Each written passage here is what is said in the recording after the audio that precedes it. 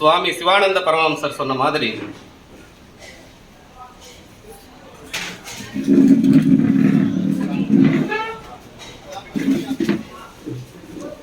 சுவாமி சிவானந்த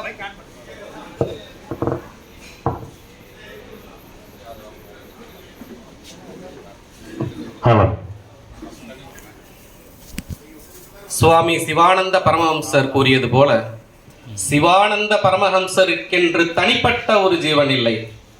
எவ்வளவு அற்புதமான சத்தியம்! இந்த உலகத்தில் உள்ள ஒவ்வொருவரும் தெரிந்து கொள்ள வேண்டிய விஷயம். ஒரே ஜீவனே பல உரு தாங்கி இங்கு அமர்ந்திருப்பது என்பதை நாம் அறிந்து கொண்டால், ஒருவர் இன்னொருவருக்கு மற்றொருக்கு துன்பம் செய்வோமா?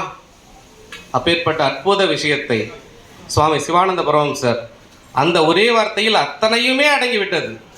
சிவானந்த பரமஹம்சருக்கென்று தனிப்பட்ட ஜீவன் இல்லை. அப்ப இருக்கக்கூடிய ஜீவன் எல்லாமே ஒன்று. இப்பொழுது சென்னை சித்த வித்யா நிலைய அறக்கட்டளை இதனுடைய வரலாறு, அந்த சுருக்கத்தை அண்ணா இதுவரைக்கும் சொல்லவே இல்லை, வெளிப்படுத்தியதே கிடையாது. அதை ரத்தன சுருக்கமாக 86 வருடங்களை சுமந்து பயணித்து வந்து நின்று கொண்டிருக்கிறது இந்த சென்னை சித்த வித்யா நிலையம். இந்த சென்னை சித்த வித்யா நிலையம் யாரால் ஆரம்பிக்கப்பட்டது தெரியுமா? சென்னை சித்த வித்யா நிலையம் யாரால் ஆரம்பிக்கப்பட்டது? சித்த சமாஜ ஸ்தாபகர் சுவாமி சிவானந்த பரமஹம்சரால் 1936 சென்னை லிங்கி செட்டி தெருவில் சுவாமி சென்னை சித்த வித்தியார்த்திகள் சபை என்ற பெயரில் சங்கம் என்ற பெயரில் தொடங்கப்பட்டு சுவாமி நான்மதி பெருமாள், பிரம்மஸ்ரீ நான்மதி பெருமாள் அவர்களிடம் சாமி ஒப்படைத்து அதை நடத்தி வருகிறார்கள். சுவாமியிடம் நேரடி உபதேசம் பெற்றவர் நான்மதி பெருமாள் அவர்கள் சீரும் சிறப்புமாக 1936 அந்த சென்னை சித்த வித்யா நிலையத்தை நடத்தி கொண்டு வருகிறார்கள். ஒரு காலகட்டத்தில் சுவாமி நிலையங்களையும் ஆலயங்களையும் சித்தாசிரமத்தின் கீழ் இருந்து எடுத்து விடுகிறோம் என்று சொல்லுகிறார். அப்பொழுது நம் ஆத்ம சகோதரர்கள் தங்களது ஜபத்தை தங்களது வீட்டிலே செய்து கொண்டு மாதம் ஒரு முறை பக்கத்தில் உள்ள சத்திரத்தில் கூட்டு ஜபம் செய்வது, சத்தினி சாப்பிடுவது என்ற வழக்கத்தை ஏற்படுத்தி கொண்டு வந்திருக்கிறார்கள். அந்த காலகட்டத்தில் பிரம்மஸ்ரீ நான்மதி பெருமாள் ஐயாவிடம் வைத்தியம் கற்றுக்கொள்வதற்காக இந்த நிலையத்தை இங்கு ஸ்தாபித்த டாக்டர் எஸ் சிவபிரகாசம் ஐயா அவர்கள் வைத்தியம் கற்றுக்கொள்வதற்காக நான்மதி பெருமாள் ஐயாவிடம் செல்கிறார்கள். அப்போது இந்த வித்தையை அவர்கள் கூறுவதை கேட்டு அவர்களிடம் உபதேசம் பெற்றுக்கொள்கிறார்கள். அப்பொழுது மிக அற்புதமான விஷயங்கள், 86 வருடங்கள் இது கடந்து வந்திருக்குதுன்னா இந்த சித்த வித்தையின் பலனாக எவ்வளவு அற்புதங்களை தாங்கி வந்திருக்கும். பல அற்புதங்கள் நிகழ்ந்திருக்கிறது. அப்பொழுது சித்த வித்தியார்த்திகளை சித்தர்கள் என்று அழைக்கப்பட்ட நிகழ்வு இந்த நிலையத்தில் நடந்திருக்கிறது. மிக அற்புதமான நிகழ்வு. சித்த வித்தையின் பலனால் எவ்வளவு அற்புதங்களை நாம் அடைய முடியும் என்பதை இந்த நிலைய வரலாற்றில் ஒரு நிகழ்வு, அற்புத நிகழ்வு நடந்திருக்கிறது. அப்பொழுது நான்மதி பெருமாள் ஐயாவும் சிவபிரகாசம் ஐயாவும் திண்டிவனம் அருகில் உள்ள பெருமுக்கல் மலை அப்படின்ற ஒரு மலைக்கு போறாங்க. போகும்பொழுது அந்த மலையில் ஒருவர் இந்த உலக வாழ்க்கை பிடிக்கவில்லை, இந்த உலகத்தில் ஒன்றுமே இல்லை, அப்போ உண்மை ஏதோ ஒன்று இருக்கு, அதை நான் அடையணும்னு சொல்லி குடும்பத்தெல்லாம் வெறுத்துட்டு அந்த மலையிலேயே வந்து பெருமுக்கல் மலையில் அமர்ந்திருக்கிறார். அந்த உள்ளார வால்மீகியோடைய ஜீவசமாதி இருக்கு. இவர் வந்து ஒரு வார காலமாக அங்கே அமர்ந்து கொண்டு எனக்கு ஏதாவது மார்க்கம் கிடைக்குமா, என்னை நான் மேலேற்றிக் கொள்ள, என்னை நான் உணர மார்க்கம் கிடைக்குமா என்று அமர்ந்திருக்கிறார். அப்போது அதிகாலையில் அந்த லிங்கத்தில் இருந்து ஒரு அசரீர் கேட்கிறது, கீழே 2 சித்தங்கள் நடந்து வருகிறார்கள், அவனை பிடியுங்கள். அப்பொழுது அந்த பெருமுக்கல் மலையில் நடந்து போறது நான்மதி பெருமாள் ஐயாவும் சிவபிரகாச ஐயாவும் நடந்து போறாங்க. அவரு சாப்பாடு கூட இல்லாம உட்காந்து, எவ்வளவு வைராக்கியம் பாருங்க, இறைவனை அடையணுன்ற வைராக்கியம், சாப்பாடு கூட இல்லாம உட்காந்து கேட்டுட்டு இருக்காரு. அப்ப இவங்க போன உடனே ஓடி போறாரு. இங்கேருந்து ஓடி போய், ஐயா நான் இந்த பிறவி பெருங்கடலை அடைவதற்கு எனக்கு மார்க்கத்தை காட்டுங்கள் அப்படின்னு சொல்றாரு. எங்ககிட்ட மார்க்கம் இருக்குன்னு உங்களுக்கு யார் சொன்னது அப்படின்னு கேட்குறாரு. இல்லை உள்ளதான் ஒரு அசிரியர் கேட்டது, 2 சித்தன்கள் கீழே நடந்து வராங்க, அவனை போய் பிடிங்க அப்படின்னு கேட்டாங்க. உடனே தான் உள்ள வால்மீகியோடைய சமாதி இருக்கு என்பது இவர்களுக்கே தெரியும். அப்ப நம்ம சித்த வித்தியார்த்திகளை சித்தன்கள், பூலோக சித்தன்கள் என்று சொல்ல நிகழ்வு அங்கு நடந்தது. அப்பொழுது அவர்களுக்கு அவர் பசியோடு இருப்பதை உணர்ந்து, நீ ஓடி சென்று சாப்பாடு வாங்கி கொண்டு வா, அப்பதான் உனக்கு வித்தை அப்படின்னு சொல்றார் நான்மதி ஐயா. இவர் பாருங்க, அந்த வித்தையை வாங்கணுன்ற வைராக்கியத்துல மின்னல் வேகத்துல போய் வந்தாராம் சாப்பாடை வாங்கிட்டு. பிரிச்சு சாப்பிடு, அவருக்கு முதல்ல சாப்பாடு கொடுத்து, அதுக்கப்புறம் அப்பா சொல்றாரு விதை கொடுக்கும் பொழுது அந்த நிலைமையை அனுசரித்து மாற்றிக்கொள்ளலாம், இலக்கும் தேவையில்லை, மற்ற எதுவும் தேவையில்லை, எந்த ஜீவன் ஏங்கி கேட்கிறதோ சுருதியை அனுசரித்து மாற்றிக்கொள்ளலாம் என்று சொல்ற காரணத்தால அந்த மலையில வச்சு அவருக்கு உபதேசம் கொடுக்கப்படுது கோவிந்தன் ஐயாவுக்கு. பாருங்க, அவர் அந்த வித்தையின் கொண்ட மிக ஈடுபாடு, தன்னை உணர வேண்டும் என்ற வைராக்கியம், அற்புதமாக அந்த பயிற்சியை செய்கிறார். செஞ்ச உடனே இவர் வைராக்கியத்தை பார்த்துட்டு இவர் அங்கே மலையில விடக்கூடாது அப்படின்னு சொல்லிட்டு அவங்கள ஓட்டேரிக்கு இங்கே கூட்டிட்டு வந்துடுறாரு. வந்து இவர் கூட கொஞ்சம் காலம் வச்சிருக்காரு. அப்ப பாருங்க, தீவிரமா அந்த சித்த வித்தையை பயிற்சி பண்றாரு. ஒரு நேரம் எட்டி பார்க்கறாங்க ரூம்ல, நவகண்ட யோகம் பயிலும் பொழுது எவ்வாறு கை கால்கள் பிரிஞ்சு கிடக்குமோ அது மாதிரி கோவிந்தன் ஐயாவுடைய கால்கள் தனித்தனியாக பிரிஞ்சு கிடக்கிறது. பார்த்த உடனே இவங்க மிரட்டாங்க, ஆகா இவர் சாதாரண ஆள் இல்லை, அவரை நம்ம இங்கே வச்சிருக்க கூடாதுன்னு திருப்பி பெருமுகல் மலையிலேயே கொண்டு போய் விட்டு கீழே உள்ள கடையில சொல்லிட்டு, இவங்க பசின்னு வந்து கேட்டா அவர்களுக்கு அந்த உணவை கொடுங்கள், நாங்கள் வந்து பைசாவை கொடுத்து கொள்கிறோம் என்று சொல்லிட்டு மலையிலே விட்டுட்டு வந்துடுறாங்க. அப்ப கொஞ்ச காலம் கழிச்சு, ஒரு 2-3 வாரம் கழிச்சு ஃபோன் பண்ணி கேட்குறாங்க கடைக்காரங்கள, அவர் வந்து சாப்பிட்டாரா? இல்லை, ஒரே ஒரு நாள் வந்து சாப்பிட்டாரு, அதுக்கப்புறம் ஆளே கீழே வரல அப்படின்றாங்க. என்ன ஆச்சோ ஏதாச்சும் இவங்க ஐயாவும் நான்மதி பெருமாள் ஐயாவும் சிவபிரகாசையும் போறாங்க. போனா அங்க ஆள் இல்லை, ஆனா குரல் மட்டும் கேட்குது. யாரு? சிவபிரகாச ஐயாவும் நான்மதி பெருமாள் ஐயாவும் தான் வித்தையை கொடுக்குறாரு. அப்ப என்ன குரல் கேட்குது? சிவபிரகாசம் அப்படின்னு குரல் கேட்குது. இவரு என்னதான் ஆனாலும் வித்தை கொடுத்தாலும் ஐயா அப்படின்னு உட்கார்றாரு. நான் நிலையை அடைந்து விட்டேன். பாருங்க, டிஸ்அப்பியர் ஆயிட்டாரு. உடலை கூட சமாதியில வைக்கல. எப்படி வடலூர் வள்ளல் பெருமான் தன்னுடைய உலகத்தை பிரணவ தேகமாக மாற்றினாரோ இருக்காருன்றது சில பல விஷயங்கள்ல நம்ம அப்பா காட்டிட்டு போயிருக்காரு. ஆனா அது ஏன் அந்த விதி விலக்குன்றது அப்பாவுக்கும் அவருக்கு மட்டுமே தெரியும். அதை நம்ம சட்டத்திட்டங்களோட பொருத்தி பார்த்து சில விஷயங்கள் பண்ண முடியாது. ஆசிரமத்தில் ஒரு நிகழ்வு, விதிவிலக்கு இருப்பது என்பதற்காக ஆசிரமத்துல ஜபம் நடந்துட்டு இருக்கு. ஜப சமயத்துல சாப்பாடு போடக்கூடாது, இதான் விதி. அப்ப ஒருத்தர் ரொம்ப பசியோட வராரு, நல்ல பசி. வந்து அங்க சமையல் கட்டில் உள்ளவங்ககிட்ட கேட்கிறாரு, பசிக்குது சாப்பாடு இருக்கா அப்படிங்கும்பொழுது சொல்றாங்க, இல்ல ஜபம் நடக்கிற நேரம், இப்ப சாப்பாடு போடக்கூடாது அப்படின்னு திருப்பி அனுப்பிச்சிடறாரு. நம்ம ஆத்மசேவர் திருப்பி அனுப்பிச்சிடறாரு. அப்ப அப்பாவுக்கு அங்க ஞானத்துல தெரியுது, ஒரு ஜீவன் பசியோடு வந்து கேட்டிருக்கு, இங்க திருப்பி அனுப்பப்பட்டிருக்கு என்று. அப்பா வந்து இங்க யாராவது உணவு தேடி வந்தார்களா என்று கேட்கிறார். ஆம் வந்தார்கள். ஆத்மசேவர் தலையில வச்சு ஓடி சென்று தேடி கண்டுபிடித்து அவரை கொடுத்து விட்டு வா என்று விரட்டி விடுறாரு அப்பா. இவர் போய் அலைஞ்சு திரிஞ்சு கண்டுபிடிச்சு அவர்கிட்ட கொடுத்துட்டு வராரு. வந்தா வேர்த்து விறுவிறுக்கு அப்பாட்ட கேட்கிறாரு, அப்பா நீங்க தானே சட்டத்தை வச்சீங்க ஜப சமயத்துல சாப்பாடு போடக்கூடாதுன்னு, இப்ப நீங்களே சொல்றீங்களேப்பா.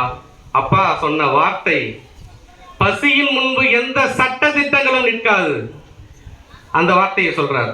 அதே போல நான்மதி பெருமாள் ஐயா தாடியை வச்சு விட்டுருவார், பேண்ட் சட்டை போட்டுப்பார், வருவார்.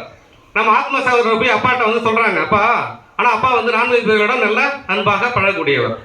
அப்பாட்ட சொல்றாங்க, அப்பா நீங்க நல்லா பழகுறீங்க, அவர் எந்த நியமத்தையும் கடைபிடிக்கலையே, அப்ப எங்களுக்கெல்லாம் சட்டம் வச்சிருக்கீங்க, அவரை மட்டும் நீங்க ஃப்ரீயா விடுறீங்களேன்னு கம்ப்ளைண்ட் பண்றாங்க. பண்ண உடனே அப்பா சொல்றாரு, அப்படியாப்பா இன்னைக்கு அதை நம்ம பார்த்துருவோம் அப்படின்னு சொல்லிட்டு கொரட்டூர் பக்கத்துல உள்ள பாடியில சொற்பொழிவு அன்னைக்கு அப்பா வந்து பிரசங்கம் நடக்குது. அப்ப ஆத்ம சகோதரர்லாம் வந்துட்டாங்க. நான்மதி பெருமாள் ஐயா வந்து உட்காந்துருக்காரு. உட்கார்ந்த உடனே எப்பயுமே அப்பா வந்து அற்புதமான கருத்துக்களை உள்ளதை உள்ளபடியான சத்தியத்தை சொல்லுவதால் இங்க பலருக்கு பிடிக்காது.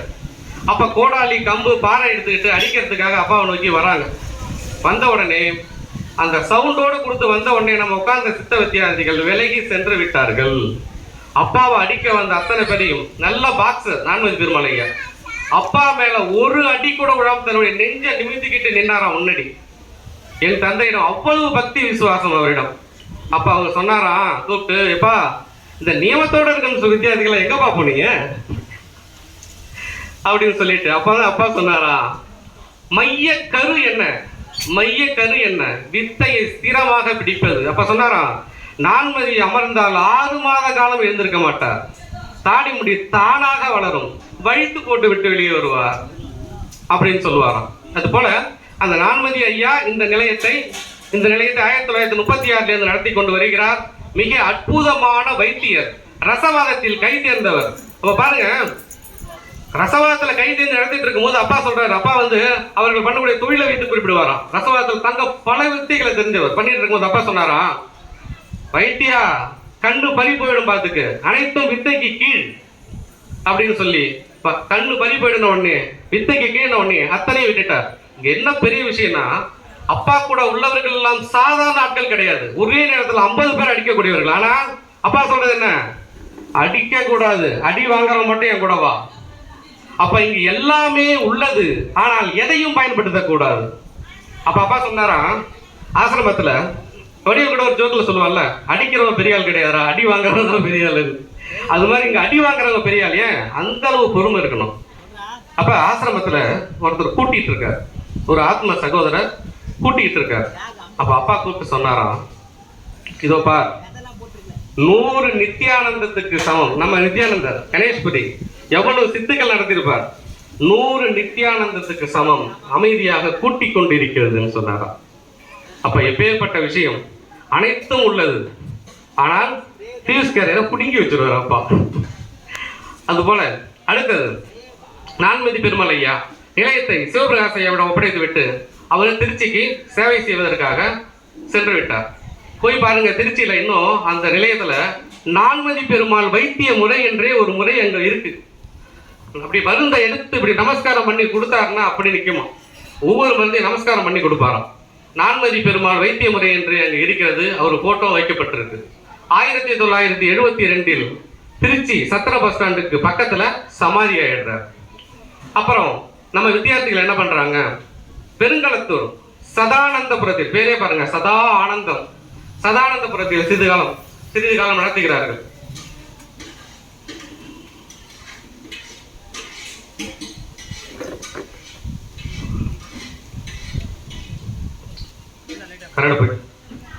சென்னை பெருங்களத்தூர் சதானந்தபுரத்தில் சிறிது காலம் நடத்தி நமது ஆத்ம சகோதரர்கள் சென்னைக்கு அருகிலேயே நிலைய வேண்டும் என்று கேட்டுக்கொண்டதன் பேரில் சிவபிரகாஷ் ஐயா ஓட்டேரியில் உள்ள தனது இல்லத்திலேயே சிறிது காலம் இந்த நிலையத்தை நடத்தி கொண்டு வருகிறார்கள். நடத்தி கொண்டு வந்ததன் பேரில் நம்ம ஆத்ம சகோதரர்கள் நமக்கு சமாதிக்கான நிலம் வேண்டும், நமக்கு ஒரு இடம் வேணும் என்று கேட்டுக்கொண்டதன் பேரில் சிவபிரகாஷ் ஐயா தனது குடும்ப சொத்துக்களை, தனது சேர வேண்டிய அத்தனை கடமைகளை முடிச்சுட்டு காமிச்சது யார் தெரியுமா, 723 வருடங்கள் வாழ்ந்த சுவாமி பிரம்மானந்த சிவபிரபாகர சித்த யோகி. அவருக்கான நினைவு மண்டபம் இங்க வைக்கப்பட்டிருக்கு. அவர் பயன்படுத்தின பொருட்களும் இங்க வைக்கப்பட்டிருக்கு. அவரு இந்த இடத்தை சுட்டி காமிக்கிறார், இந்த இடத்துல நிலையத்தை வை. ஏன்னா இது எரணாங்குப்பம், அப்போது இறையனார் குப்பம் ஆயிருக்கு.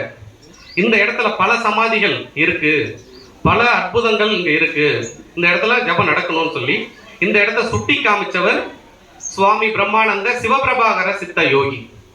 அவருக்கு சமாதி சிவபிரகாஷ் ஐயா கேரளாவில் போய் ஓமலூர், அவருடைய உத்தரவின் பொருள் சிவபிரகாஷ் ஐயா தான் போய் அங்க சமாதி வைக்கிறார். இன்னொரு நிகழ்வு நாங்கள் வடகரையெல்லாம் போய் பார்த்துருப்போம். அப்பாவுடைய அந்த போட்டோ ஷோரூம்ல மிகப்பெரிய படம், அப்பா படம் இருக்கும். மிகப்பெரிய ஓவியர் சிவபிரகாஷ் ஐயா.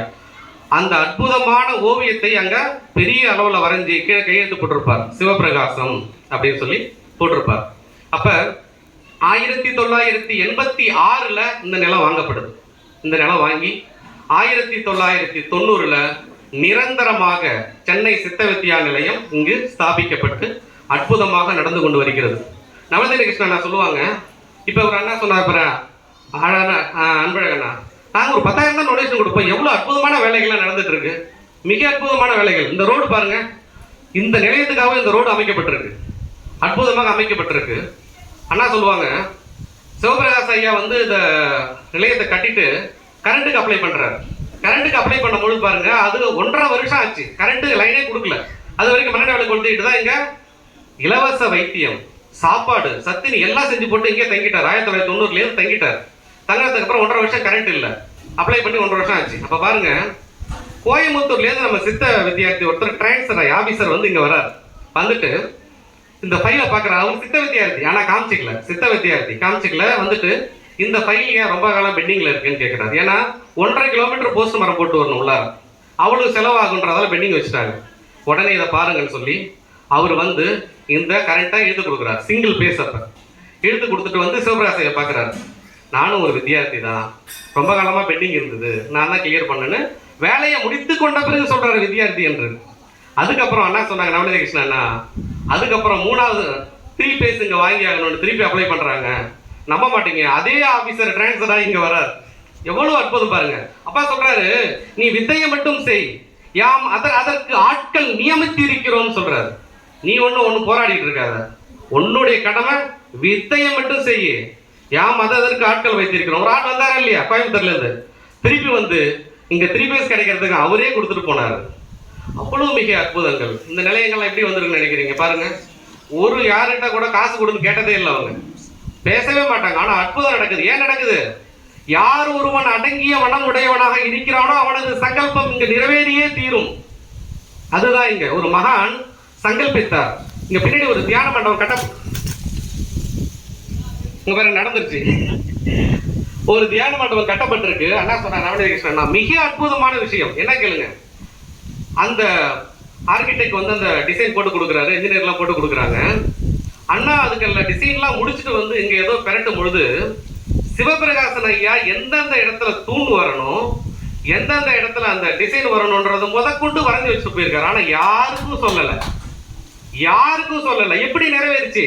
அதே இடம், அதே இடத்துல எத்தனை அங்க தூண்கள் இருக்கோ அத்தனை தூணையும் இங்க டிசைன் பண்ணிட்டு போயிருக்காரு ஆல்ரெடி. எப்படி நடக்குது? இதுதான் அடங்கிய மனம் உடையோர்கள் செய்த சங்கல்பம் நிறைவேறியே தீரும்ன்றது. அதுக்கு நாம என்ன பண்ணோம்? வித்தையை குடிக்கணும், வேற ஒண்ணும் இல்ல. அப்பா சொல்றாருல, நாம் கூடியிருப்பது நமது முயற்சியோ திறமையோ அல்ல, சித்த வித்தையின் பயனால்.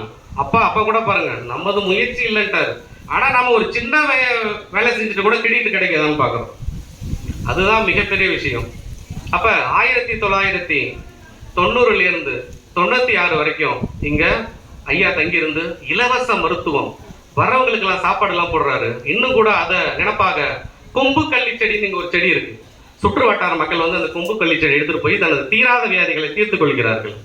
1996 13 ஜூலைல சிவபிரகாச ஐயா சமாதி ஆகிறாரு. அதிலிருந்து இன்று வரைக்கும் மிக அற்புதமாக இந்த நிலையம் செயல்பட்டு கொண்டு வருகிறது. பிறகு நம்ம அண்ணன் சொன்னார், வித்தை எடுத்து 30 வருஷம் ஆச்சு, 20 வருஷம் ஆச்சு, ஒரு அனுபவமும் கிடைக்கல. எப்படி கிடைக்கும்? நம்ம சத்தியவாசம் கொடுக்கும்போது என்ன கொடுக்குறோம்? யாம் இன்று முதல் மனதாலும் வாக்காலும் கர்மத்தாலும் சத்திய விரோதமாக யாதொன்றும் செய்ய மாட்டோம். அடுத்த வார்த்தை கவனிங்க, நிரபராதியான ஆத்மாவே சாட்சி. சிசிடி கேமராவை அப்பவே சுட்டி காமிச்சார், மெயின் சுவிட்ச். அப்ப அந்த வாசகத்தை கொடுத்துட்டு மனதுக்கு விரோதமாக இங்க செஞ்சுட்டு இருந்தோம்னா எப்படி மனம் ஒடுங்கும்? இன்னொன்னு அப்பா சொல்றாரு, ஒரு கேம்ப் நடந்துட்டு இருக்கு. அப்போ ஒரு 80 வயது மதிக்கத்தக்கவர் வந்து வராரு உள்ள. வந்து எனக்கு விதை கிடைக்குமா, நான் வந்து என்ன உணர முயற்சி பண்றேன், எனக்கு அது கிடைக்குமான்னு கேட்கிறார். சித்த விதை கிடைக்குமான்னு கேட்கிறார். நம்ம வித்தியார்த்தி ஒருத்தர் சொல்றாரு, இந்த வயசுல உன்னால பண்ண முடியாது, நீ தள்ளாத வயதாகிட்ட போ அப்படின்றாரு. போன உடனே அப்பா வழியில வராரு, இது மாதிரி நான் வித்தை வேணும்னு கேட்டேன்ப்பா, இங்க முடியாதுன்ட்டாங்க. யாரு சொன்னது காட்டுன்றார். அவருதான். அவர் கூப்பிட்டார், ஓய் சித்த வித்தையை பற்றி உனக்கு என்ன தெரியும்? பரிசுத்த மனதுடன் இமைப்பொழுது பண்ணாலும் முக்தி அளிக்க வல்லது. பாருங்க, ஒரு செகண்ட் தான் பரிசுத்த மனம். ஆனா நம்மள என்ன பண்ணிருக்கோம்? மனதுல அப்பா சொல்லக்கூடிய பலகை, ராக துவேஷங்கள், அது இது என்ற அபிப்பிராயங்களால கோட்டைகளை கட்டி வச்சிருக்கோம். அந்த கோட்டைகளை உடைக்கிறதுக்கே பல காலங்கள் ஆகுது. அபிமானங்கள் போனாதானே நம்மளை நாம் அறிய முடியும். இந்த அபிமானங்களை நினைச்சு வச்சுட்டு வித்தையை ஏத்திக்கிட்டே இருந்தா 30 வருஷம் என்ன, எத்தனை வருஷம் என்ன, அபிமானங்கள் போனாதான் அது பரிசுத்த மனதில் ஒரு செகண்ட் பண்ணா அப்பா நினைச்ச அந்த விஷயங்கள் அந்த செகண்டே நடக்கும். அந்த ஒரு செகண்டுக்கு தான் எவ்வளவு விஷயங்களும். வல்லார் சொல்றாருல, நல்ல மருந்தே மருந்து, சுகம் நல்கும் வைத்திய நாத மருந்து, வரும் எல்லா பிணிக்கும் இதுவே மருந்து, எல்லா பிணிக்கும் இந்த சித்த வித்தையே மருந்து. அந்த அபிப்பிராயங்கள் உடஞ்சி நொறுங்கும் பொழுது ஒரு இமை பொழுதில் அப்பா சொல்லக்கூடிய ஊர்த்துவ கதி சித்திக்கும். அனைவருக்கும் ஆத்ம நமஸ்காரம். அண்ணா நான் வந்து எனக்கு டக்குனு புரிஞ்சுக்கினாரு.